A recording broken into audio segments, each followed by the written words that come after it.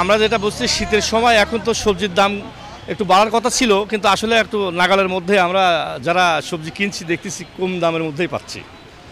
সবজি মাছ এগুলো দেখা যাচ্ছে কমের মধ্যেই পাচ্ছি। অন্য বিষয়গুলো অন্য বাজারগুলো একটু বেশি, যেমন আলুর দাম কমছে, পেঁয়াজের দাম কমছে, এগুলোর দাম কমছে। সবজি হরেক রকমের সবজি আছে, এগুলো কমই পাওয়া যাচ্ছে আর কি।